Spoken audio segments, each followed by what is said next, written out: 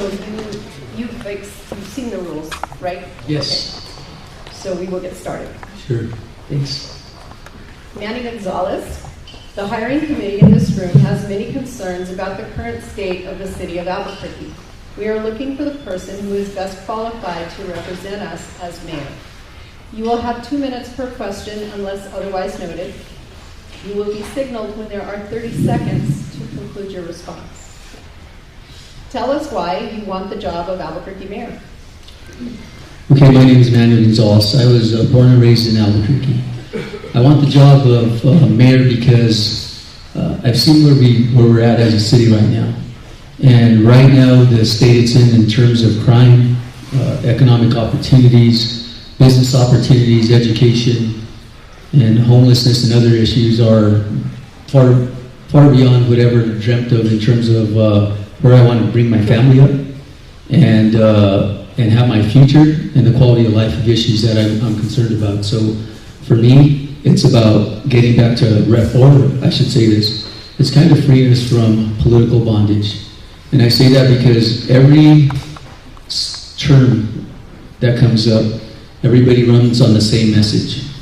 They're going to do something about crime and the economy, and we still have the worst economy, and we still have the worst crime problem in the country. And so for me, we want to go a different direction. I want to be able to truly be the mayor of the people, and when that means the people, that means nonpartisancy. I want to select the most competent, productive, most vested people in Albuquerque, regardless of your party affiliation, to make sure that Albuquerque succeeds. I did that as a sheriff, and I believe all those things that we were successful there in doing would bode well for the citizens of Albuquerque, because you deserve much better. Thank you. The city has invested millions of dollars into buildings and other measures to address the homeless. Yet the number of tents and other homeless camps has not only grown in the downtown area, but now extends to all parts of the city. What is your plan to reduce the homeless population in Albuquerque? To look at the policies and ensure that we don't have bird seed or fall policies that increase homelessness, and that we've increased homelessness by 30% over the last 4 years. So we need to make sure that we're not inviting homeless people here by holding them up in hotel rooms, providing them with any kind of funding, and encouraging that type of environment for the citizens of Albuquerque. What we need to do is make sure that when we're looking at solving the problem, that we have two different things that we look at, both the carrot and the stick. The carrot being the wraparound services that these homeless people need, because there's usually a couple things that are involved in their illness. Either they're mentally ill and or they have substance abuse, or both issues. And sometimes, well, I should say all three. And what we need to do is collaborate with the county that is the stakeholder and the purse string holders with the money for behavioral health. And then as a city, audit, because the budget has gone up $180 million in the last 4 years. And it's almost impossible to get a police service. It's impossible to enforce public order policies like camping in parks, not enforcing shoplifting under $250. So basically anybody can walk into your store, take whatever they want. Those type of policies encourage homelessness, crime, and a bunch of other social problems and other issues that need to be addressed. So my policies would be the opposite of that. We need to make sure that when we're making the decisions, that we have an open door policy, we're listening to the public, and that what's plaguing them from being successful, not increase taxes. But to get back to the homelessness issue, is I didn't believe that the purchasing of the Loveless Center was in the best interest of the citizens of Albuquerque. Thank you. The city and Albuquerque Police Department have been working under a federal court-approved settlement, a consent decree, with the Department of Justice since 2014. The city has spent millions of dollars per year on reforms. Morale and staffing at APD are at an all-time low, and the city is no closer to the dismissal of the case than it was 7 years ago. Should APD be placed in receivership of the federal court, or do you have a plan for removal of the consent decree? If they, I have an answer for both of those. So if they are placed in receivership, we still have to provide public safety for the citizens of Albuquerque. It's not fair to them. They didn't buy into the DOJ compliance piece, nor did anybody else. So you still have to comply. You can't push back. You still maintain the leadership you need to address that, but you also have an obligation to provide public safety.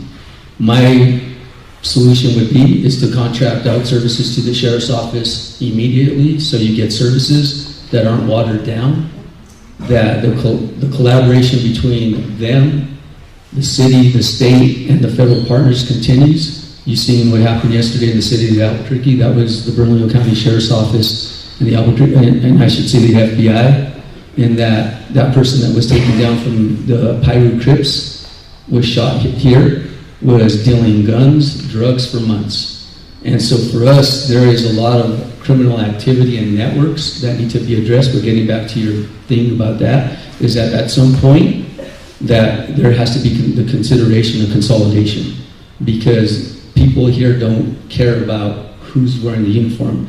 They care about we're protecting their rights, property, and lives. That's what you are entitled to as a United States citizen, and that's what I'll make sure that you get as in terms of me being the mayor. Okay. Do you believe that APD should be placed in receivership? That I can't say I believe that, because I don't know enough about where they're at and making that decision. But if it is, I still believe that we can't wait for a solution, and we have to have an immediate solution. I should say a short-term solution and a long-term. The short-term being getting them the services they need right away, and not using receivership and or the DOJ compliance as an excuse of why nobody can do their jobs. Thank you. Now we're doing a lightning round. You'll have 2 questions, 1 minute each. She'll still be signaling you at 30 seconds. Okay. All right. And what we'd like you to do is answer that you either support or oppose, if you can, and then tell us why. Okay. Do you support or oppose city ordinances that mandate business requirements, such as minimum wage, personnel scheduling, and mandated sick leave? I oppose that.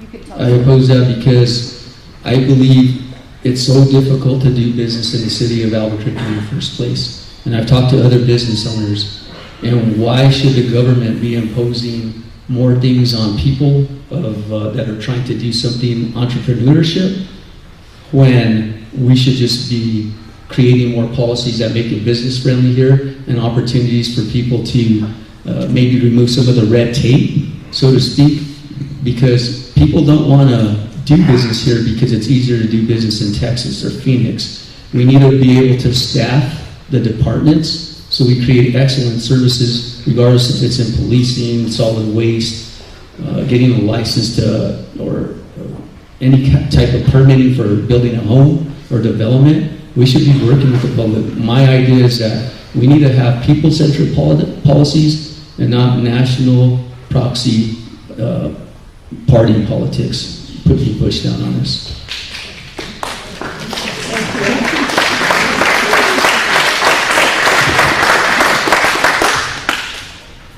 And the second question that is 1 minute, do you support or oppose sanctuary status for the city of Albuquerque, and why?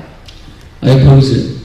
Anything that's going to pit a United States citizen against somebody that's coming into the country is not a good policy. So to me, another thing that's not a good policy, that anything that is deemed that would be considered unconstitutional, especially as a sworn seat holder and elected official, is not a good policy. So to me, I would look and review with the legal team to figure out what's deemed constitutional, what's not, and make sure that we get back to the Constitution, because what we're really talking about is this government belongs to the people, and it's not being treated that way. So I would always do what's in the best interest of the people of Albuquerque, and that's why I would continue to look at policies that are going to be people-centric and not party-centric. Thank you. The next question, you'll have 2 minutes. The number of homicides this year is set to eclipse previous records. Property crimes, other violent crimes, speeding, racing, and crime in general have left many residents feeling unsafe. How will you make Albuquerque safer? I'll make Albuquerque safer 3 ways. Change the leadership of the Albuquerque Police Department, depoliticize the Albuquerque Police Department, because if you look at other cities that have the similar problems, all those departments are over-politicized. So really it's the job of the chief, and or in my case the sheriff, is to make sure that I deal with the politics, and their job in government is to remain neutral, so that when they're doing their services for you, that they're making sure that all your rights are being protected. Okay, so we get back to that. The third thing that needs to be changed is the culture. But unless you change the leadership and the policies, those other things won't happen. So that would be my strategy. Thank you. For this question, you'll have 3 minutes. Your campaign attorney admitted in a filing to the City of Albuquerque's Board of Ethics and Campaign Practices that some of the qualifying contribution receipts identified in an ethics complaint were signed by someone other than the voter. Please tell us how this happened and how voters can trust this type of activity won't be a part of your administration if elected mayor. To give you the best example, it's the same thing I do as a sheriff. Sometimes I have employees that I'm not aware of what they're doing. We did hire a campaign team, and somebody was acting independently. I never condoned that behavior, and I only learned about that behavior through the complaint. Once we found that, before we found that out, we were already in the process of getting rid of that member, because through information I was receiving, that person was literally undermining my campaign to some degree, and so we weren't going to keep that person on board. Unfortunately, that person made some bad mistakes, and people make mistakes, and now our campaign has to answer for it, and we will. And I believe at the end of it, through any kind of fair hearing, that we'll be vindicated and we'll keep on moving forward. And at the end of this campaign, we'll prevail and we'll win. And that's the way I'll run the mayor's office, is that we'll do it through making good decisions. And when somebody makes a mistake, if it's so egregious, you got to hold them accountable. So it's no different than I've done in the sheriff's department. I support my deputies, but not to a fault. And I would not support somebody in my campaign either to a fault. So I'll continue to be ethical, I'll continue to be transparent and accountable, and I'll continue to do the right thing on your behalf. Thank you. The next 2 questions will be 2 minutes each. Economic development and quality jobs are a top concern. Please tell the hiring committee if you favor private-public partnership or taxpayer-funded government programs to spur economic development, and why. I support public-private partnerships. One of the things that we had the opportunity to do is be part of the MQ discussions over here at the base. We wanted to do that to decentralize our resources. We've seen the value of integrating law enforcement services with a business community, but also offer our service to a part of this I'm going to say this community that was in high crime. So for me, that's one of the issues that would definitely change in my administration, is that we have to look at public-private partnerships in terms of helping solve the crime issue too. In law enforcement right now, with the facilities the way they are, they're very centralized. It's really a 20th century look at law enforcement. We need to start talking about building our facilities in other major developments, whether it be in Mesa del Sol, in the far west side of town where Amazon's gone up, in order to provide services and then not just be centralized, whether they be downtown, because then at any given time we have 300 or 400 people, and that was one of my proposals. And we were trying to do something in the far northeast heights in terms of the same idea, to get people services, but when politics get involved, sometimes those things don't happen. So that's why I want to be the policymaker to make those things happen. Thank you. Last question, and it's the hardest. Please tell the hiring committee why you believe you are the best candidate to represent the people of Albuquerque as mayor. Okay. I believe I'm the best candidate because I was born and raised here, and I came from a blue-collar family. I was a United States Marine. I believe in God, country, and community, and my family. I love my wife and my children. I believe that the people that I've worked out there with, and being willing to probably make one of the highest sacrifices in life, and being out there and doing stuff in the streets, and being willing to lay my life out there for people, I don't think you can have a better candidate. And it's not talk. Mine is real. I've been involved in a police shooting in the middle of Albuquerque and survived that. And so mine isn't making things up or saying what you want to hear. Mine is real. I want to represent you because I really feel that the people of Albuquerque have not been represented in their best interest, and my interests are yours. And so for me, I'm your servant. I want this job because I want to serve you, not because I want you to call me mayor. You can call me Manny, and I will come and serve you. So that's why I want this job. I'm committed to you, and people know I am. When I tell you I'm going to do something, I mean it. We turned what was a politically polarized department that was in a deficit and demoralized, and now it's a model agency in the country. Don't ask me, ask the Attorney General of the United States. Okay, so to me, it's real. I will prove to everybody in this room and everybody in Albuquerque, we will no longer be #1 in crime and have the worst economy in the country ever again as long as I'm there. Thank you. Thank you.